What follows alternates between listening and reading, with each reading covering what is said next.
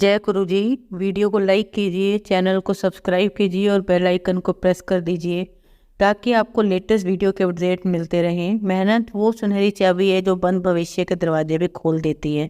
जय गुरु जी। आज मैं आप सबके साथ सत्संग शेयर करूंगी। सत्संग जो है वो अरविंद अंकल जी का है और अंकल जी गुड़गांव से हैं। चलिए आज का खूबसूरत सत्संग संगत जी की जुबानी ही हम सब सुनते हैं और जानते हैं कैसे गुरु जी ने उनके समस्त परिवार पर अपना दिव्य आशीर्वाद बनाए रखा और उनके कष्टों से मुक्ति दिलाई।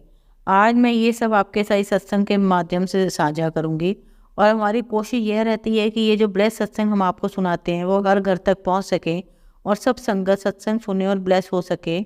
इसलिए सब संगत सत्संग के अंत तक बने रहना और सत्संग को बहुत ध्यान से सुनना और संगत सत्संग को बीच में ना छोड़े, क्योंकि सत्संग सुनने वाले का भी कल्याण होता है और सत्संग करने वाले का भी हो सकता है। जो आज आप सत्संग सुने उनसे आपको अपने कई सवालों के जवाब मिल जाएं। चलिए सत्संग शुरू करें। जय गुरु जी। इस ग्रह पर सबसे कठिन कार्य गुरु जी के साथ अपने अनुभवों को शब्दों में पिरोना है।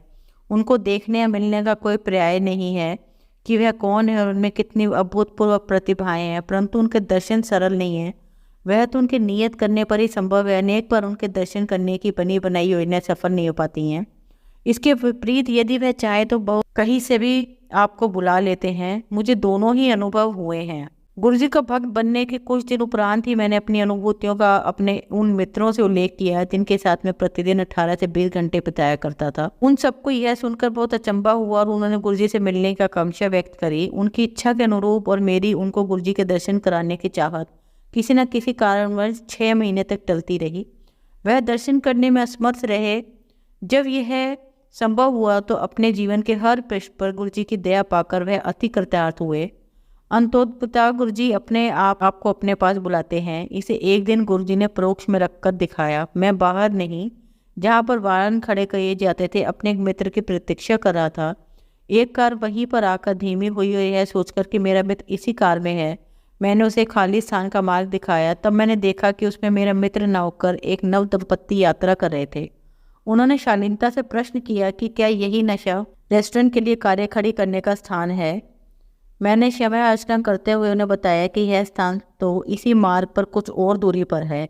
यह स्थान संगत की कारें खड़ी करने के लिए और मैं अपने वास्तव में एक मित्र की प्रतीक्षा कर रहा था। इस संवाद के पश्चात वे दोनों अपने मार्ग पर आगे चले गए। थोड़ी देर में ही वह दोनों वापस आए। उन्होंने जानना चाहा कि क्या वे गुरु जी के दर्शन कर सकते हैं। मैं भौचक्का रह गया।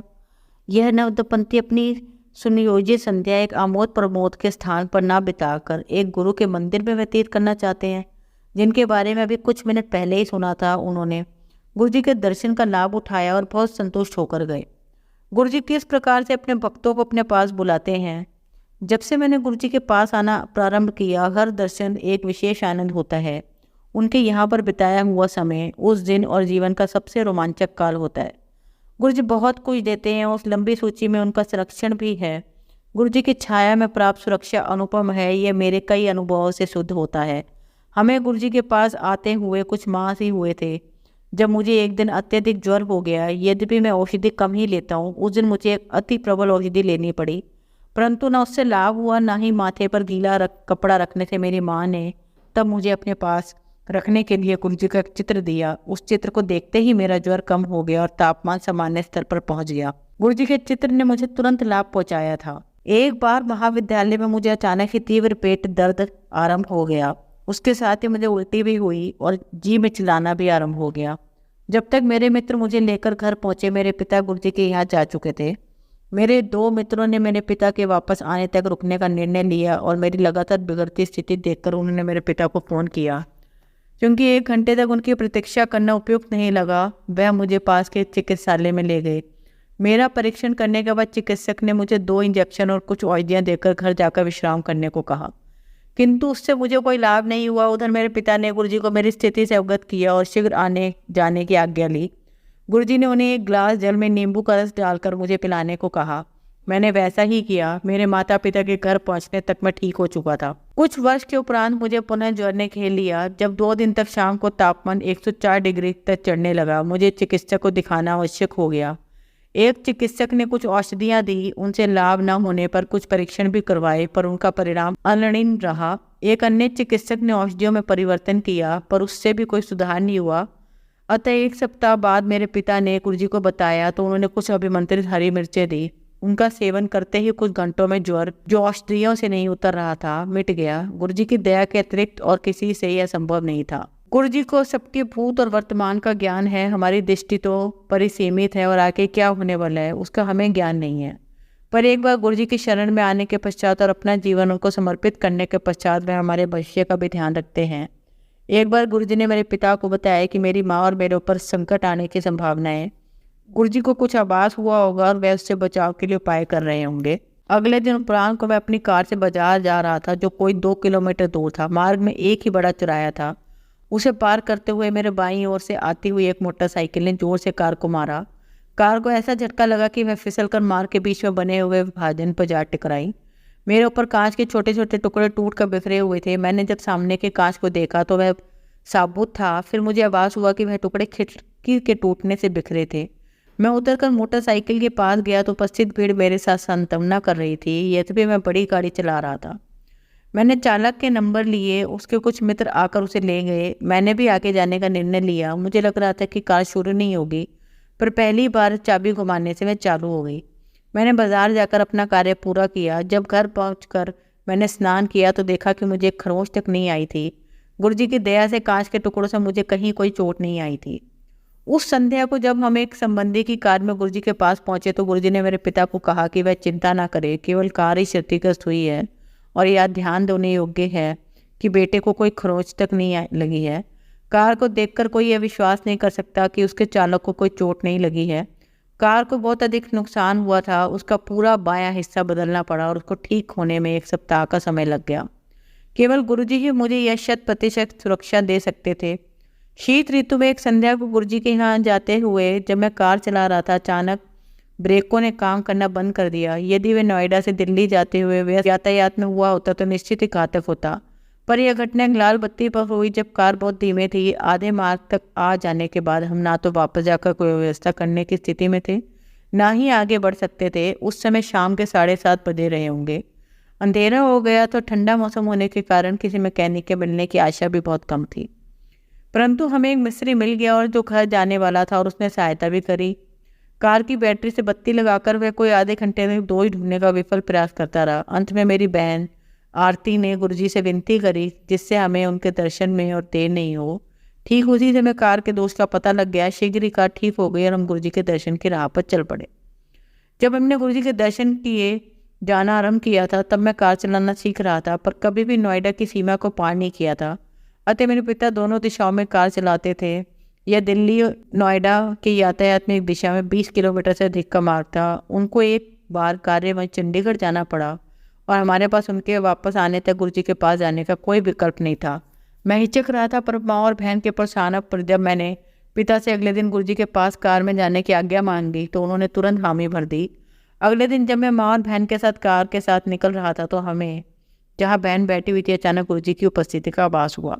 उस दिन जब तक मैं कार चलाता रहा गुरुजी की उपस्थिति बनी रही। लौटते हुए भी यही हुआ। जैसे ही कार को घर पर खड़ा किया उनकी सुगंध लुप्त हो गई। गुरुजी अपने भक्तों का इतना ध्यान रखते हैं। उनके पास जाते हुए उनकी उपस्थिति न केवल उनकी दया की सूचक थी, उन्होंने हमारी रक्षा भी करी और मेरा उत्साहवर्धन भी किया। जब हमने गुरुजी के पास आना आरंभ किया, मैं 10वीं कक्षा में था। मैंने 12वीं कक्षा विज्ञान विषयों के साथ करी थी।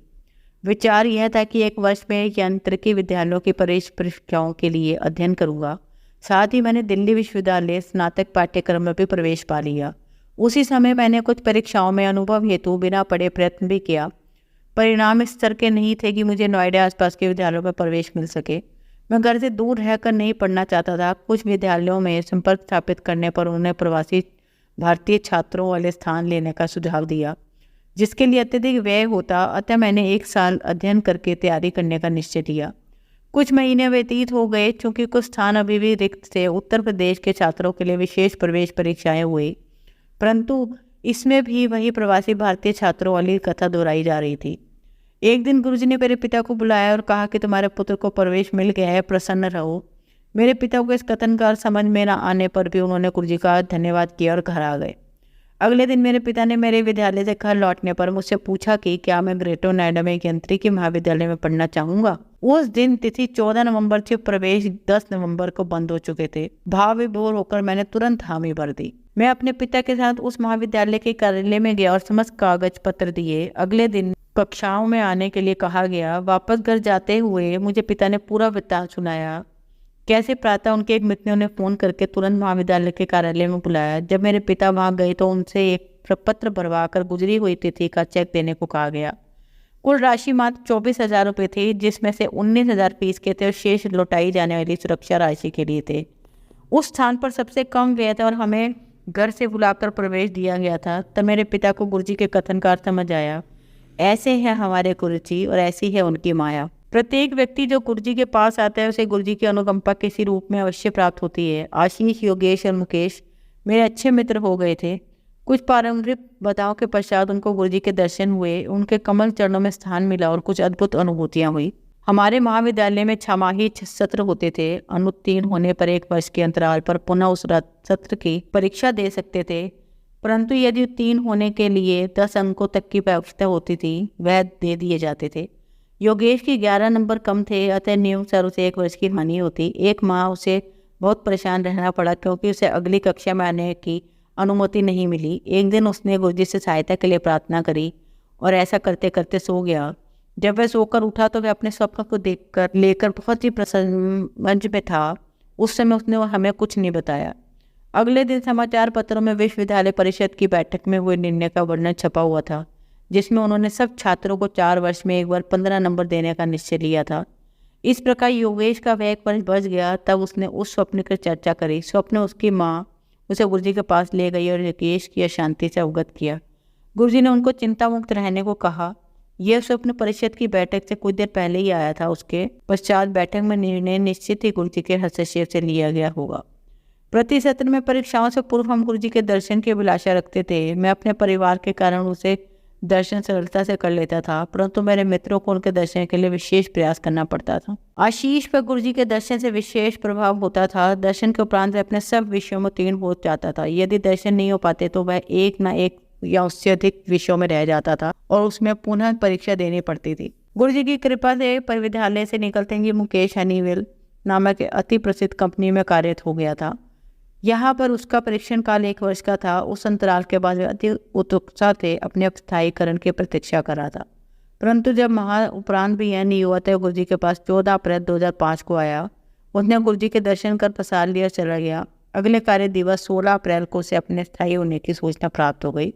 वास्तव में गुरुजी अपने आशीर्वाद से सब संभव कर देते हैं। मुझे तीसरे अर्धवार्षिक सत्र में एक विषय में 30 अंकों के स्थान पर केवल 19 अंक मिले थे। यह चौंकाने वाली घटना थी, क्योंकि परीक्षा के उपरांत जब मैंने अपने अंक जोड़े थे तो मुझे सरलता से उत्तीर्ण हो जाना चाहिए था। यह मैंने अपने अभिभावकों को बताई और साथ में यह भी कहा कि यदि इस समय मेरे अंक केवल 19 आए हैं तो संभवतः मैं इस विषय में कभी उत्तीर्ण न हो पाऊँ। मेरे पिता ने जब यह बात गुरुजी को बताई तो उन्होंने पुनः निरीक्षण का आवेदन करने की सलाह दी। अगले दिन मैंने वही किया।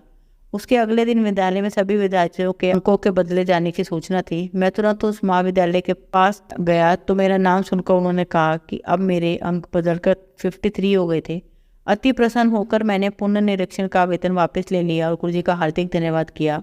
बाद में हमें पता लगा कि संपूर्ण राज्य में जहाँ 120 के आसपास महाविद्यालय हैं और प्रत्येक में कई सौ विद्यार्थी हैं, केवल 5 विद्यार्थियों के अंक परिवर्तन हुए थे और सबके ऊपर की और संशोधित नहीं हुए थे।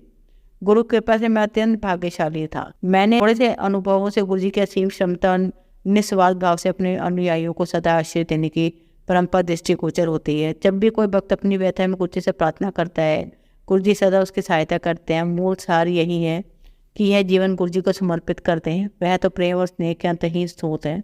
प्रार्थना करता हूँ कि उनकी हितकारी दृष्टि सदा हम पर बनी रहे और वह हमें सदा अपने चरणों में स्थान देते रहें। ओम नमः शिवाय। शिवजी सदा सहाय। ओम नमः शिवाय। गुरुजी सदा सहाय। जय गुरुजी। आप सबको एक कहानी सुनाती हूँ। आप सब इस कहानी को बहुत ध्यान से सुनना। कहानी का शीर्षक है बिना गुरु ज्ञान नहीं मिलता। हर किसी की जिंदगी में गुरु का अपना एक अलग महत्व होता है। हमें अपनी जिंदगी में आगे बढ़ने के लिए किसी गुरु या किसी आदर्श व्यक्ति की जरूरत पड़ती है। गुरु यानी ऐसा कोई व्यक्ति जो हमें चीजों को समझा सके और जिंदगी में सही रास्ते पर चलना सिखा सके। गुरु का महत्व सिर्फ हमारी पढ़ाई से नहीं, हमें पढ़ाने वाला टीचर, जिंदगी में कामयाब बनाने वाला टीचर, दोनों अलग अलग हो सकते हैं। विद्यार्थी के जीवन में जिस तरह किताबों को समझाने वाला गुरु हमारे पास होता है, उसी तरह जीवन में सफलता पाने के लिए भी हमें किसी न किसी को अपना गुरु मानना पड़ता है ताकि हम उस आदर्श व्यक्ति को फॉलो करें, उसके जीवन और गलतियों से सबक लेकर खुद के जीवन को आगे बढ़ाएं। बहुत से सफल लोग हैं जो किसी न किसी व्यक्ति की बातों को फॉलो जरूर करते हैं, लेकिन बहुत से लोग ऐसे भी होते हैं जो अपनी असफलताओं से सीखकर खुद को आगे बढ़ा लेते हैं। लेकिन ऐसा हर व्यक्ति नहीं होता। हमें गुरु की जरूरत और उसके महत्व को समझना जरूरी है। आज की इस कहानी के जरिए हम आपको जीवन में गुरु का महत्व बताएंगे और साथ ही इस बारे में भी बताएंगे कि किस तरह गुरु बिना ज्ञान के नहीं मिलता। ये कहानी सिर्फ स्टूडेंट्स के लिए नहीं बल्कि हम सभी के लिए है, क्योंकि जब हमें कुछ चीज़ समझ नहीं आती तो हम उस वक्त किसी ऐसे व्यक्ति को ढूंढते हैं जो हमें हमारी परेशानी का हल दे सके या हमें कुछ समझा सके। उस वक्त वही से इंसान हमारा बुरा या फिर हमारा आदर्श बन जाता है। तो इस तरह कोई स्टूडेंट हो या कोई और, हम सभी को गुरु की जरूरत पड़ती है। एक बार एक लड़का घोड़े की रेस को देखने गया और वहाँ दौड़ते हुए घोड़ों को देखकर वो उनके प्रति इतना ज्यादा आकर्षित हो गया कि उसने भी एक घुड़सवार बनने की सोच ली। लेकिन उसे घुड़सवारी के बारे में कुछ नहीं पता था। एक दिन वो लड़का अपने स्कूल की लाइब्रेरी में गया और उसने वहां से एक बुक निकाली जिसका टाइटल था how to ride a horse. एक हफ्ते तक उस लड़के ने उस बुक को अच्छी तरह से पढ़ा और वो सारी जरूरी बातें और स्किल्स जान ली जो एक हॉर्स राइडर के लिए सीखना बहुत जरूरी होती है, जैसे कि घोड़े पे कैसे बैठना है, उसकी लगाम को कब खींचना है, उसे रोकना कैसे है। फिर एक दिन वो लड़का पास ही के अस्तबल में गया। वहां पूछकर उसकी नज़र सारे घोड़ों पर पड़ी और उसने वहाँ के मालिक से कहा कि मैं एक हॉर्स राइडर हूँ, मैंने अभी अभी घोड़ा चलाना सीखा है, आप मुझे घुड़सवारी के लिए एक अच्छा सा घोड़ा दे दीजिए। उसकी बातें सुनकर वहाँ के मालिक ने घुड़सवारी के लिए उसे एक अच्छा सा घोड़ा दे दिया। वो लड़का घोड़े पर चढ़ने की कोशिश करने लगा, लेकिन जैसे ही वो घोड़े के ऊपर बैठा तो अचानक घोड़ा जोर से उछला और वो लड़का जमीन पर गिर गया। बहुत बार कोशिश करने के बाद वो लड़का उस घोड़े के चढ़ ही नहीं पाया। ये सब देखकर उस मालिक ने उस लड़के से पूछा कि तुमने घुड़सवारी कहाँ से सीखी और तुमने सिखाने वाला कौन था। अपनी बेवकूफ़ी छुपाते वो लड़का बोला, ये सब मेरे स्कूल के लाइब्रेरी में रखी पुस्तक में सीखा है। घोड़ों का मालिक उसकी बात को सुनकर जोर से हंस पड़ा और अपने घोड़ों को लेकर वहां से चला गया। सीख जो हमें इस कहानी से मिलती है, छोटी सी कहानी में यह सिखाती है कि बिना गुरु के हमारा ज्ञान अधूरा है। गुरु ही हमें अपने ज्ञान का सही अर्थ समझाता है। वो दिशा देता है कि हमें अपने ज्ञान का उपयोग कैसे करना चाहिए। गुरु हम सबके जीवन में अहम भूमिका निभाते हैं, क्योंकि वो हमारी कमियों को पहचान कर उनमें सुधार करते हैं। किसी भी काम को करने से पहले उस काम के बारे में जानकारी होना और किताबी ज्ञान होना बेशक जरूरी है, लेकिन उस काम को हमें ठीक से समझा सकें ऐसे व्यक्तियों गुरु का होना भी जरूरी है। सिर्फ चीजों के बारे में पता होना ही मायने नहीं रखता, बल्कि चीजों का उपयोग कैसे होना है ये पता होना भी मायने रखता है। और यही जिंदगी की वो सीख होती है जो हमें गुरु सिखाते हैं। किताबें पढ़कर होशियार बनना आसान है, लेकिन उन चीजों पर खुद ही बेहतर तरीके से समझ पाना मुश्किल है। इसलिए किसी भी नए काम को करने से पहले या कुछ नया सीखने से पहले उन लोगों की राय जरूर लें जो उस काम को करते आ रहे हैं, क्योंकि उस फील्ड में वही आपके गुरु हैं। जरूरी नहीं कि आप भी वही गलती करें और तभी सीखें। दूसरों की गलतियों से सीखो और उन गलतियों को रिपीट मत करो। लाइफ में प्रैक्टिकल करना बहुत जरूरी है। जब तक हम चीजों को खुद नहीं करेंगे तब तक उन्हें ठीक से सीख व समझ नहीं पाएंगे। किताबी नॉलेज के साथ साथ प्रैक्टिकल नॉलेज का होना भी बहुत जरूरी है। जब हम चीजें प्रैक्टिकली करते हैं तो हम उन्हें ज्यादा जल्दी सीखते हैं। प्रैक्टिकल वर्क से हमारा कॉन्फिडेंस और नॉलेज दोनों ही इंक्रीज होती हैं। प्रैक्टिकल करने से हम चीज़ों को जल्दी समझ पाते हैं और लंबे समय तक याद भी रख पाते हैं। कोई भी जानकारी पढ़ने से सिर्फ याद नहीं रहती, लेकिन उस जानकारी का प्रैक्टिकल करने से वो जल्दी समझ जरूरी आ जाती है। किसी भी चीज़ को समझना ज़्यादा जरूरी है, ना कि उसके बारे में बेमतलब का ज्ञान रखना। जय गुरु जी। संगत जी, अगर आपको आज का सत्संग अच्छा लगा तो आप इस सत्संग को और संगत के साथ जरूर साझा करें, जिससे वो भी महाराज का दिव्य आशीर्वाद प्राप्त कर सकें। जय गुरु जी। शुक्राना गुरु जी।